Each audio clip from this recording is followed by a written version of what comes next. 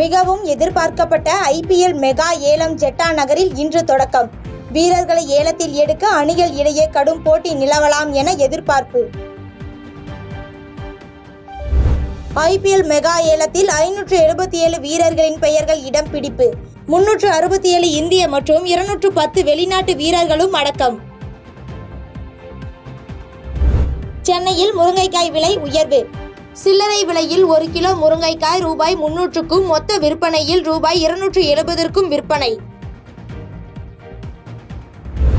பாலக்கோடு, மாரண்டஹள்ளி, பஞ்சப்பஹள்ளி சுற்றுவட்டார பகுதிகளில் அதிகாலை முதலே நிலவி வரும் மூடுபனி. முன்னால் செல்லும் வாகனங்கள் தெரியாததால் முகப்பு விளக்குகளை எரியவிட்டபடி செல்லும் வாகன ஓட்டிகள்.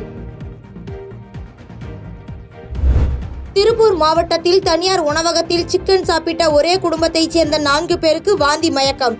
உணவகங்களை உணவு பாதுகாப்புத்துறை அதிகாரிகள் பரிசோதனை செய்யாததே காரணம் என பொதுமக்கள் குற்றச்சாட்டு.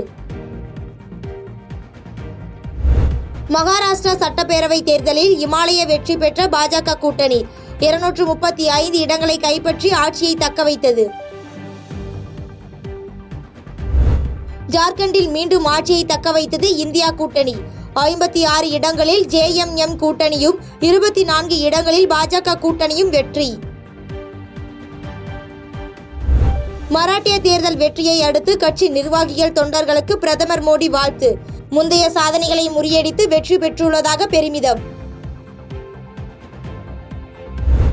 மகாராஷ்டிரா தேர்தலில் காங்கிரசின் பொய்யும் வஞ்சகமும் படுதோல்வி அடைந்ததாக பிரதமர் மோடி பேச்சு. பிரிவினையாத விஷத்தை பரப்புவதாகவும், மதச்சார்பற்ற கொள்கைகளுக்கு துரோகம் செய்ததாகவும் காங்கிரஸ் மீது குற்றச்சாட்டு.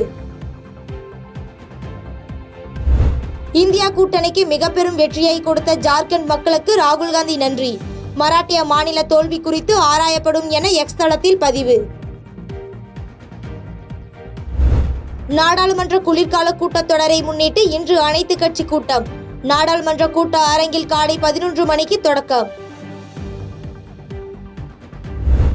காற்றழுத்த தாழ்வு பகுதி இன்று காற்றழுத்த தாழ்வு மண்டலமாக வலுப்பெற வாய்ப்பு.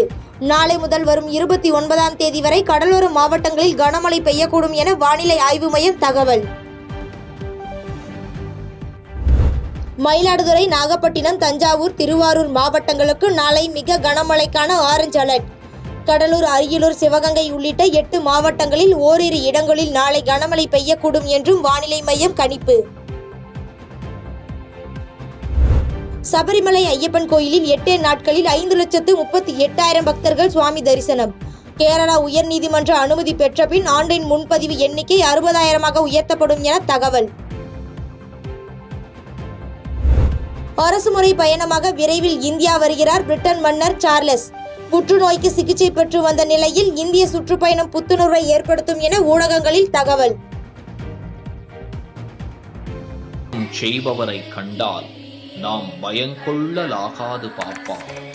மோதி மிதித்து விடு பாப்பா, அவர் முகத்தில் உமிழ்ந்து விடு பாப்பா. அண்மை செய்திகளை உடனுக்குடன் தெரிந்து கொள்ள இணைந்திருங்கள் இயம்நாடு தொலைக்காட்சியுடன்.